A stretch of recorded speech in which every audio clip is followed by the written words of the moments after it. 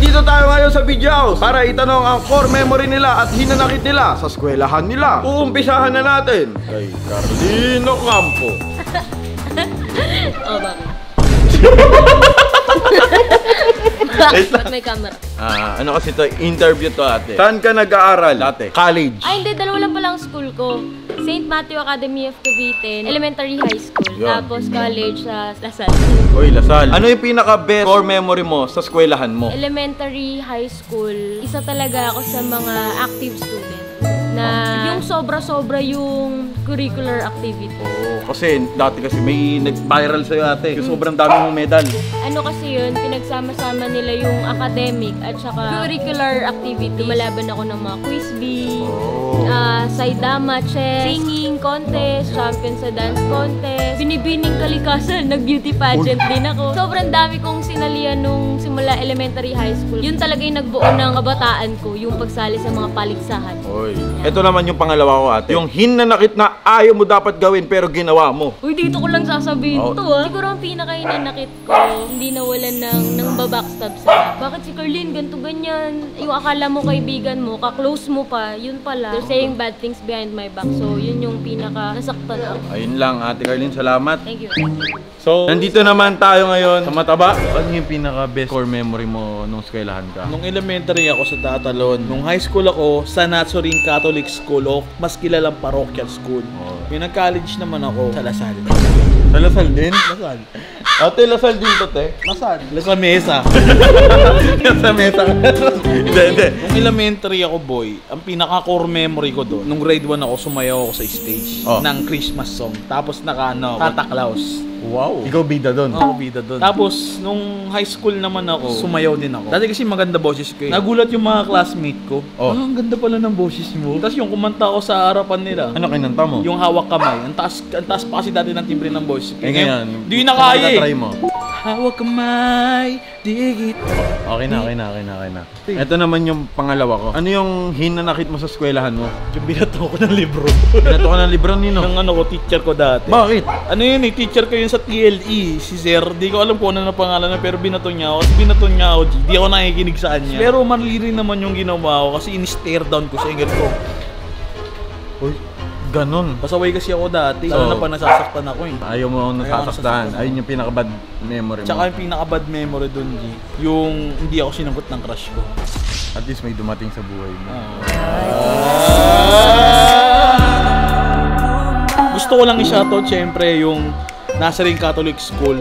Bre, maraming umiidolo sa ating mga estudyante dyan. Kasi sa November pupunta kami ni Lamin dyan. Oo, November. November. So mga kaibigan, nandito tayo ngayon kay Ate Bea. Yung naka-best experience ko doon yung pag sa morning, kailangan kumanta kayo, gano'n. Yung exercise. In every Monday, di ba kailangan kantayin yung lupang hinirang. Tapos inaangat yung flag, yung Philippine flag. So, ayun yung pinaka-best experience mo. oh, syempre. Kasi parang, ano naman yung best ano mo?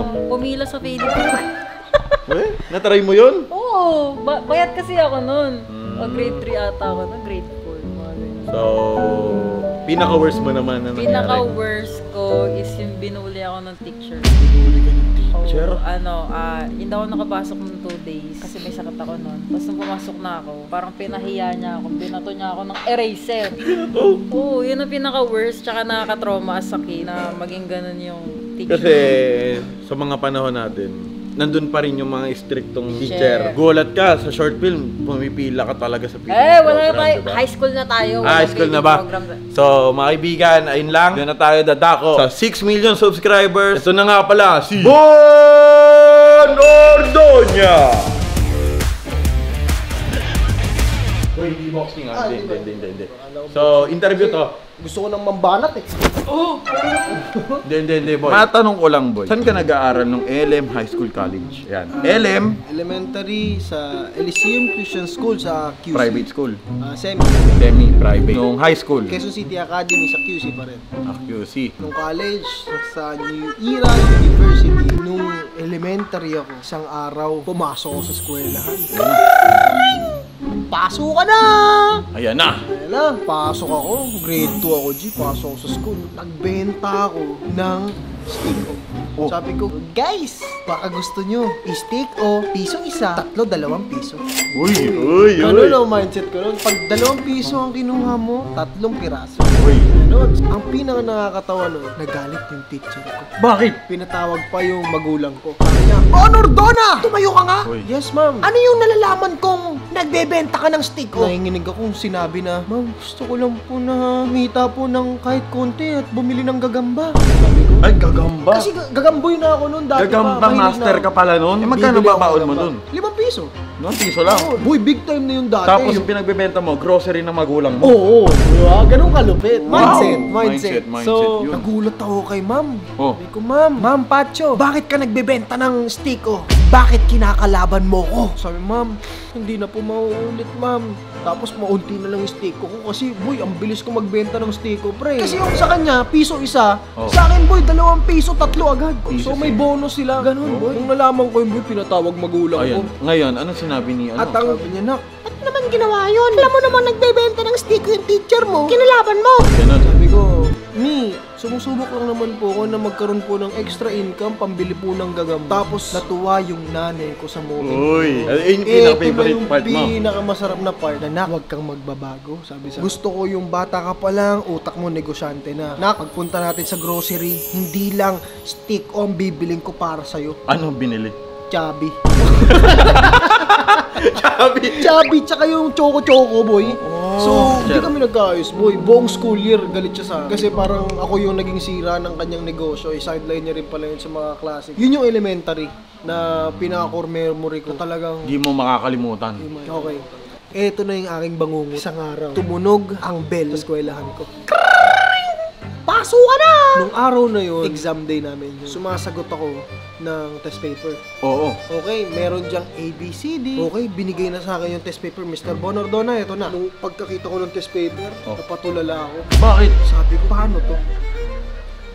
Hindi ko kasi alam paano sagutan. Kasi hindi ako nag-review ng buong gabi. Nung nagsasagot ako ng test paper, Ayan na. pilit ako ng ngopya. Lumahaba din yung leg ko, pre, parang sa'yo. Doon ako nalungkot, G, na Hindi ka pinakopya. hindi ako pinakopya. Talagang may folder pa, pre. Kaya nung moment na yun, G, Pangalanan mo yun. si Clyde. Clyde. Di ba Clyde matalino? Di ba? Oo, Clyde yung pangalan. So si Clyde, top 1 yan. Katabi. Oo. Hindi na ako nakapagtimpe, boy. Oo. Nung tumunog na ang recess, Ayan na. time na! Habang bumaba silang lahat, nag-CR ako. Tapos unti-unti akong pumasok sa classroom para may kunin sa bag yung barya na naiwan ko. Pambaon ko yung kantin. Oo. Ngayon, may CCTV doon, boy. Alam kong may CCTV. Oo, alam mo. Andun na yung test paper, boy, di ba? Andun na sa table, oh. Katabi mo na lang. Kaya nung mga moment din, hindi talaga ako nagdalawang isip tignan yun, boy. Binuklat mo yung folder. Hindi ko binuklat, boy. Ang lakas, oh. Nakakala ko ng barya kasi alam ko makikita ko CCTV. Ito ang malala. Nung pumasok ako sa classroom, ni-review CCTV Ayan na. at sinet up ako. Doon na humuho ang mundo ko. Pinatawag lahat ng magulang. Principal agad ako. Walang guidance, principal agad. Siyempre, dumating yung airpot ko. Attorney airpot ko. Ayan. Miss Principal, good morning. Ma'am, paano namang hindi ka aya-ayang sinususpecha nyo para kay Bon? Sabi ni Miss Principal, bakit attorney? Bakit iisipin nyo ng daraya yung anak ko? Eh, aral na aral yan. Sabi. Aral na aral ka. Aral na Pero aral nakalimutan mo mag-review. Review. Oo. So sabi sa akin, aral na aral yan. So pinagtanggol ako ng airpod. Kahit pasagutin yan at pagtikin nyo ng exam yan, kaya niyang 100 din yan. Doon ako napalunok. Kasi no moment na yun, hinahamon ako ng principal na tumaas yung grade ko dun sa exam in order for me to graduate. Pero ang ending, napakiusapan ko si Miss Principal, ma'am, di na po ako mag-e-exam. Sangyop na lang po tayo. Nautakan mo. Nautakan mo! At doon na ako nakagraduate. Oy. Ako naman, boy, tatanungin ko yung matanda. Boss Tony! Siyempre, naabutan siguro ni Boss Tony yung mga striktong teacher. Nakabutan mo si Jose Rizal eh. Di Boss Tony, saan ka nag-LM? Sa Dasmariñas Bagong Bayan Elementary School E. Shoutout mo. Shoutout doon.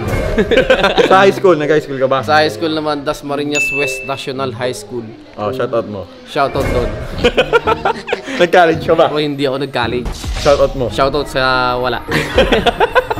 So, mga kaibigan, vocational course lang ako. ano yung best experience mo nung nag-i-school ka pa? Alam mo kasi, ang pinaka-the best ko talaga is yung grade 5. So, ang pinaka-the best experience ko dun is sumali ako ng intrams. Uy, drums!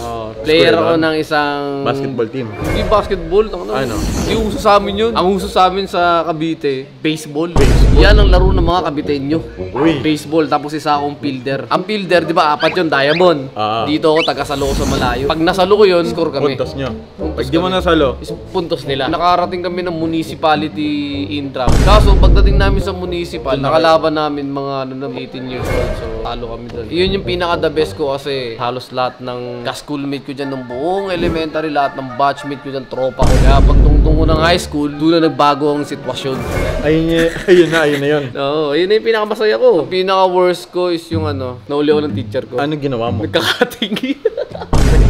Ginawa mo talaga yun? Katingero ako gago nung high school. So, mga kaibigan, katingero nga pala si Boss Tony. Ako ang pinaka mastermind sa lahat ng katingero namin. Alam mo Parang- anong ginagawa namin? Paano? Anong pasok nyo? Lagi nung nasa high school 7 ka? a.m. 7 a.m. hanggang 4 p.m. 4 p.m. Whole day kayo? Full day ako. Sa akin ako, whole day din ako. Whole day akong hindi pumapasok. Ang pinakamalupit ko pa nun, sa tapat ng room namin, nandun lang ako, nakatayo lang ako habang nagtuturo yung teacher ko. Wala, ayoko pumasok. Tinatamad ako pumasok eh. Kaya lagi ako nagpapalate. Tapos ang ginagawa ko niyan, nakalabas ako ng security guard niyan. Naabot ako ng sigarilyo ng isang boss, ito na, bigyan na isang kawi na ako. Tapos papalabasin ako niyan. Ngayon, ang gagawin ko, maghihintay ako doon kasi yun na yung oras ng pagkikita namin ng mga magtutropa. Shoutout sa mga tropa kong katingero, mga Counter-Strike boy dyan.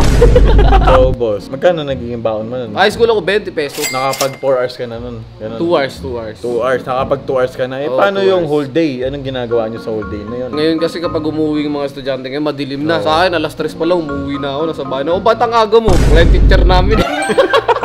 So, ngayon, boss, nung LM kasi ako, sa Sabang Elementary School ako. Nung high school ako, tsaka senior high, sa Our Lady of Mount Carmel College ako. So, boss, ang pinaka-best experience ko kasi doon is ako, nung elementary pa lang ako, boss, grade 3 ako noon, nanalo ako sa Valentine's Day na pageant. Mr. Valentino. Naging Mr. Valentino ako nung araw na yun. Hindi ko expect na ako yung mananalo. Sa dinabi-nabing gwapo sa eskwelahan namin na yun, ako yung napiling nanalo. Talented kasi ako dati, marunong ako sumayaw, kumanta ako. Lahat ng katangian na sa'yo. Siyempre, nung LM tayo, Ngayon. magaganda boses natin. Ngayon. Hindi na. Ano na nangyari? Ito na, nagbablog na.